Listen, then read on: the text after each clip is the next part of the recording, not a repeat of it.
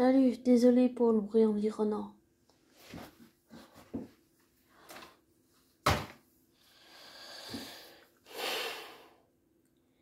Qu'est-ce que je peux dire? Depuis que je suis le procès, pas mal de choses se sont passées. On a vraiment l'impression, même si on n'est pas là et qu'on n'est que derrière l'écran,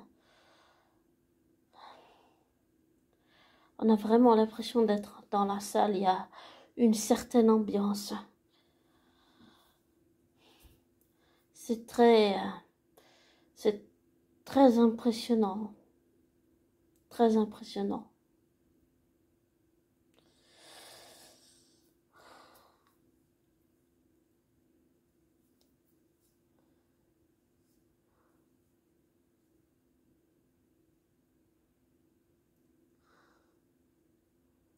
Je sais pas qu'est-ce que ce sera la suite pour demain. Pour tout à l'heure, il est minuit 46 et on est le 26 du 5 2022. Et le procès en direct vient de finir depuis un moment déjà.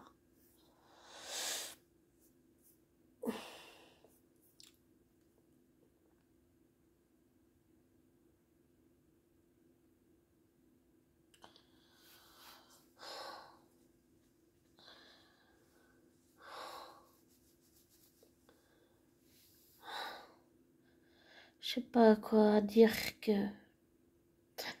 je sais pas quoi dire d'autre à part que j'ai peur.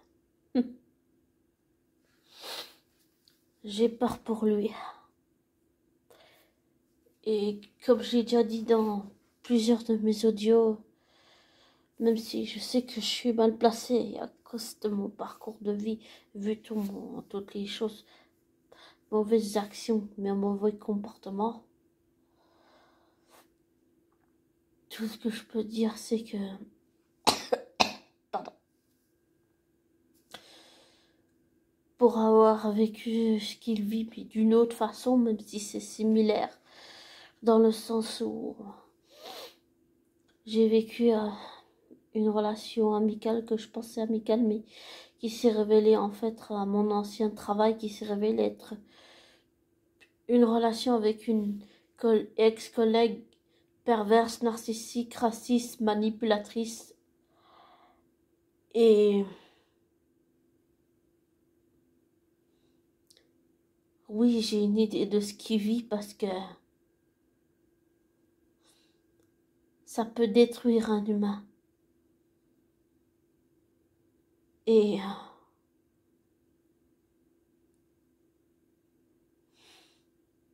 on peut se reconstruire, mais au fond de nous, il y a toujours quelque chose qui est cassé. Premièrement, je me suis pas remis d'avoir harcelé ma flamme jumelle, ni de lui avoir fait du mal. Et ensuite, je me suis jamais remis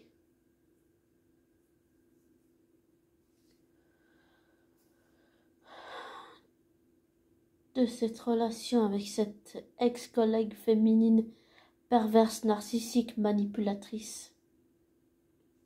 La collègue féminine, j'ai envie de l'appeler comme ça.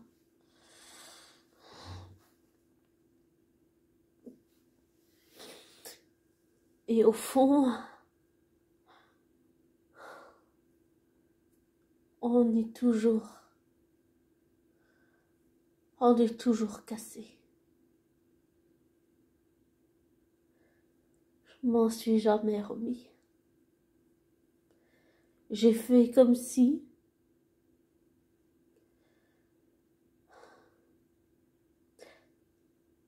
l'entourage ne voit rien. Et je pense pas qu'il puisse comprendre.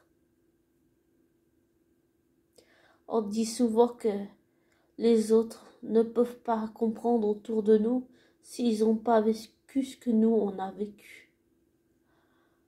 Je peux vous dire par expérience, après chacun sa façon de réagir quand on vit des expériences comme ça, mais je peux vous dire que par expérience, enfin je peux te dire à René que les séquelles, ils restent à vie.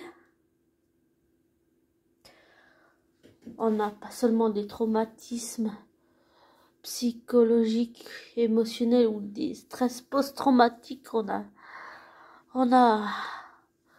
a mauvaise conscience tout le temps. On doute de tout ce qu'on fait tout le temps. Même dans tout ce que je dis dans mes audios, je doute de tout ce que je vous dis. Et puis, je ne pense pas te mériter, tu vois, abonné. Je pense pas. Et je pense pas pouvoir me pardonner ce que j'ai fait à ma flamme jumelle. Et je ne me suis pas remis de cette expérience et, pour être tout à fait honnête, ce procès me rappelle le procès de Michael Jackson.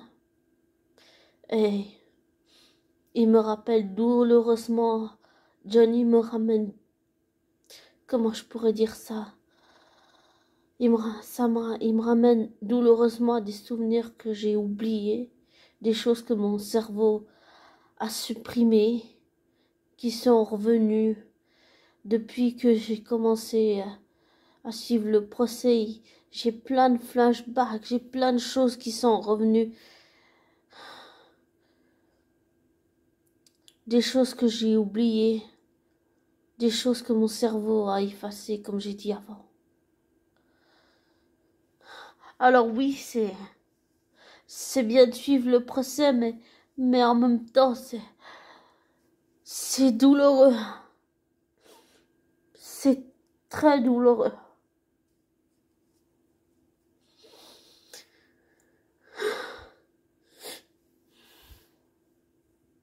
Et même si on me dirait, ah, mais t'es pas obligé de le suivre. Si, il le faut parce que, pour moi, il me le faut parce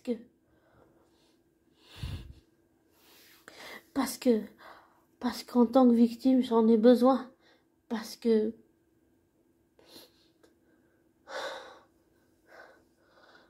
j'en ai besoin.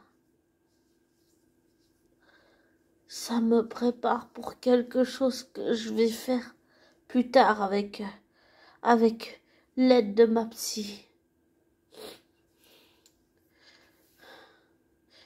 En tant que victime, c'est très dur d'avoir la reconnaissance de son entourage.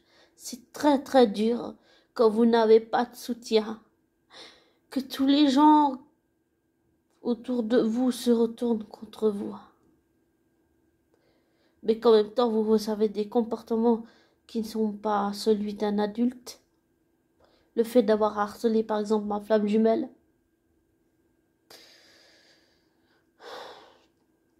D'avoir volé, d'être entré par effraction chez la voisine de mes parents adoptifs.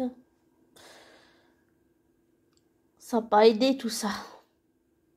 Et c'est pas une excuse pour me dédouaner, ça me dédouanera jamais de toutes mes mauvaises actions. Ça me dédouanera jamais. Jamais de la vie. Mais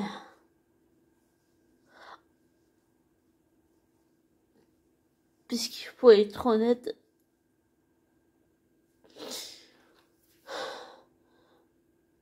si je suis ce procès, c'est parce que j'en ai envie, même si c'est douloureux.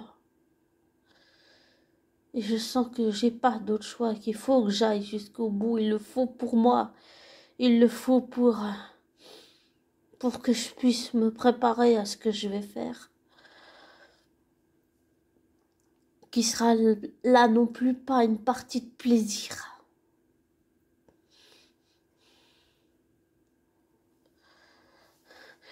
Et parce que, en tant que victime, même si je sais qu'il y a plus de femmes que d'hommes, pour être honnête, me reconnaître en tant que victime, et là je parle seulement de l'être humain, de me reconnaître en tant que victime à travers un homme, et simplement un homme, Ça me fait vraiment du bien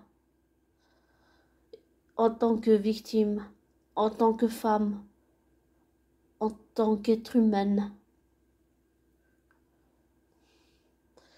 Oui, ça me fait un bien fou de me reconnaître en quelqu'un qui a vécu la même chose que moi. Et ceux qui ne l'ont pas vécu ne peuvent pas comprendre à quel point ça fait du bien pour une victime de se reconnaître au travers de quelqu'un qui l'a vécu, même si j'ai des femmes dans mon entourage qui l'ont vécu. Je me reconnais en ces femmes qui l'ont vécu. Mais ça me fait aussi du bien de me reconnaître en tant que victime au travers d'un homme, d'un être humain, seulement d'un humain. Et je pense sincèrement pas que les gens autour de nous qui n'ont pas vécu ce qu'une victime, homme ou femme, a vécu avec un homme ou une femme pervers, narcissique, manipulateur, manipulatrice, peut comprendre ce genre de choses.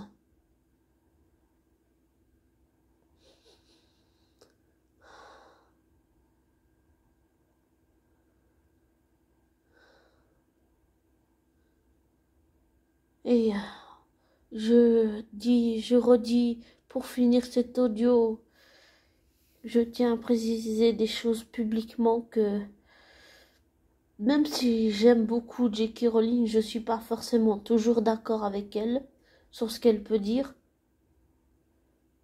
mais je la soutiens. Et même si j'aime Johnny, Christopher, Johnny, je l'aime, je l'apprécie, mais je ne suis pas forcément d'accord non plus avec ce qu'il dit. Et avec le cri de la gargouille, c'est pareil. Je les apprécie, mais je suis pas forcément d'accord avec eux. Pour moi, c'est pas parce que t'aimes un artiste qui est en même temps un être humain, j'insiste bien sur le mot être humain, c'est pas parce que ton artiste préféré est, j'allais dire, un être humain, que je suis obligée d'être aveugle et d'être d'accord avec ce qu'il ou elle dit. Donc, oui, par exemple, j'aime Francis Lalanne, mais c'est pas parce que je l'apprécie que je suis forcément d'accord avec tout ce qu'il dit. Je pense qu'on a des avis opposés. Voilà, c'est tout. Et ceux qui sont pas contents qu'on pense pas comme eux, eh ben, allez voir ailleurs, et j'allais dire, on ne pardonnerait pas l'expression, tant pis, mais ceux qui pensent, qui veulent qu'on pense comme eux, allez vous faire foutre. Voilà. Et quand je dis allez vous faire foutre, c'est allez vous faire foutre. On est tous différents les uns des autres et on pense pas comme les autres. Voilà. On a tous des réactions différentes les unes les uns des autres. On est tellement tous différents les uns des autres. Chaque être humain sur Terre. Voilà. Et si certains veulent forcer d'autres à penser comme eux et qui veulent pas les laisser libres de penser, comme dit la chanson de Florent Pagny, personne ne m'enlèvera ma liberté de penser.